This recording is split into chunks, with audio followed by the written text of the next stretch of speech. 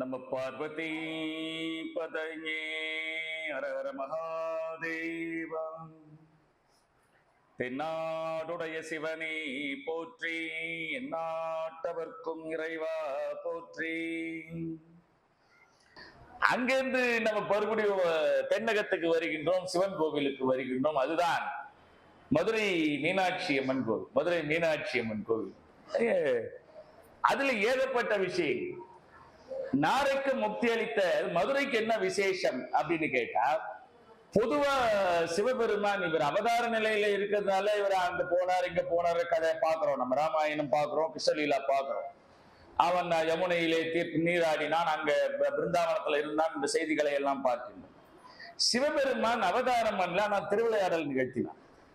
பொதுவாக சிவபெருமானுடைய பாதம் பூமியில படாது.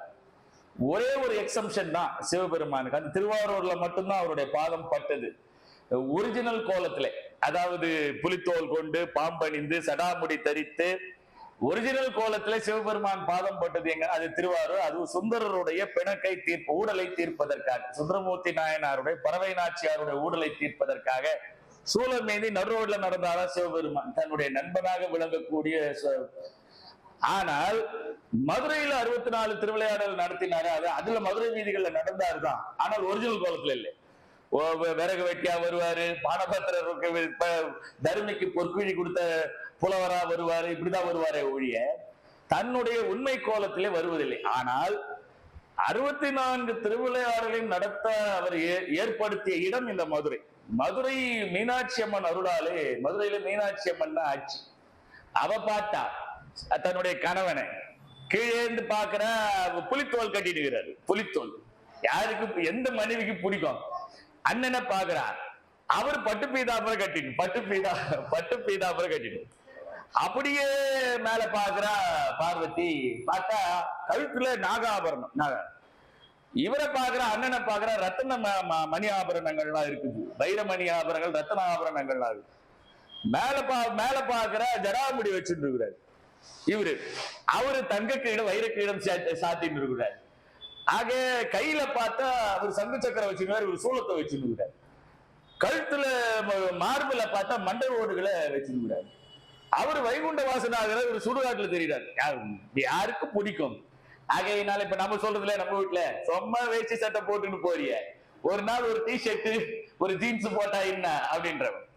அதனால பார்வதியை சொல்லிட்டாலாம் சிவபெருமான் கிட்ட, சுந்தர ரூபத்திலே நீ வந்து அவதரிக்க வேண்டும், நானும் உன்னை ஏற்றருள வேண்டும். அதற்கு தேர்ந்தெடுத்த இடம்தான் கடம்பவனம் என்று சொல்லப்படக்கூடிய முதல். அந்த சொக்கநாதர், நீங்க சொக்கநாதர் மீனாட்சி திருவுருவத்தை பாத்தீங்கன்னா பெருமாள் மாதிரியே இருக்கு. அழகா கிரீடமெல்லாம் வச்சுக்கிட்டு ரொம்ப அழகா சொக்கநாதர் என்று சொல்லப்படக்கூடிய சுந்தரேஸ்வரர். அதனால அந்த இடத்திலே சிவபெருமானுக்கு சுந்தரேஸ்வரர் என்பது திருநாமமாக விளங்கு. சுந்தரம் என்றால் அழகு என்றார்.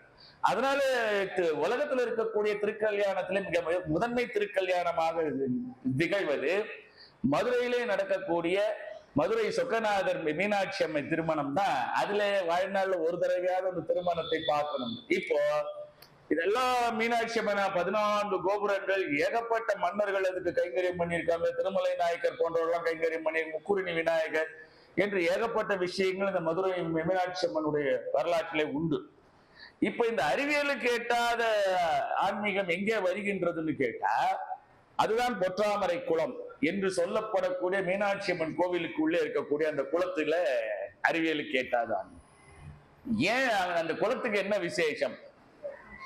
மீன்களும் எந்த நீர்வாழ் உயிரினங்களும் இன்று வரை அந்த பொற்றாமரை குளத்திலே இல்லை, வராது.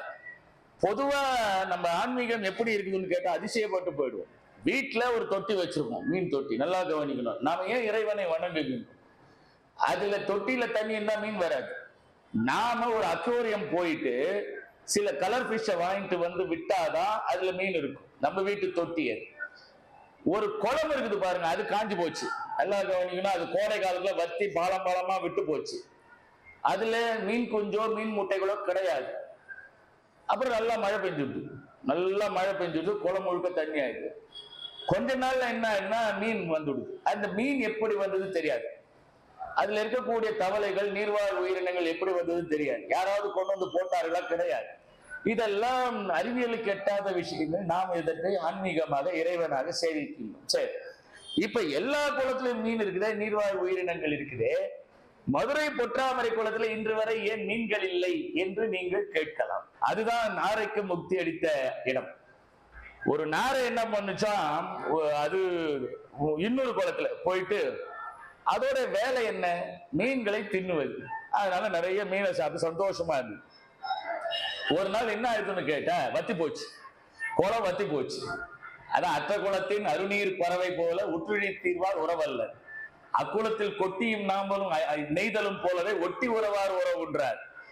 ஆக தீர்ந்த உடனே இது என்ன பண்ணிச்சுன்னா, வேறு ஒரு குளத்துக்கு போகுது. வேறு ஒரு குளத்துக்கு போனா அந்த குளத்தை அச்சோ தீர்த்தம்னு பேரு.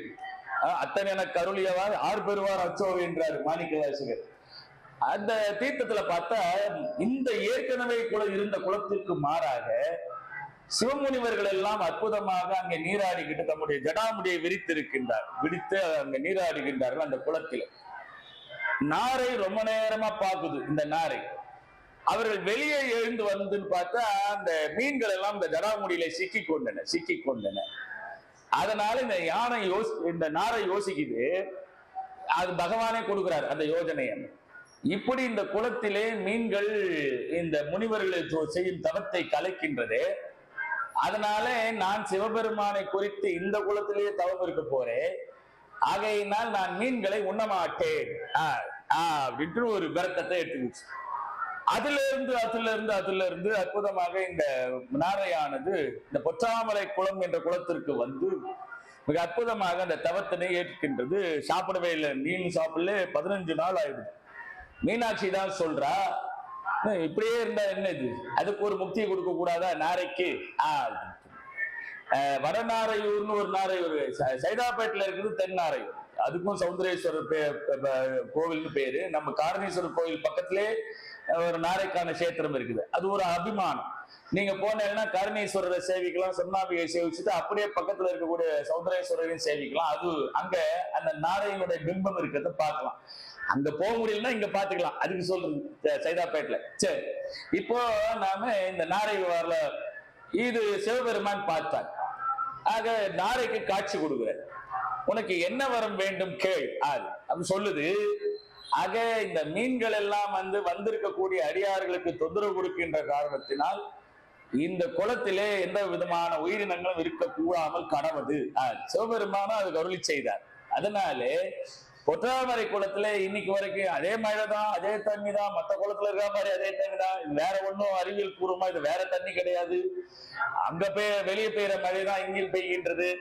ஆகையினால் இன்று வரை அந்த குளத்திலே பொற்றாமரை குளமானது இந்திரனே பூஜை பண்ண குளம்.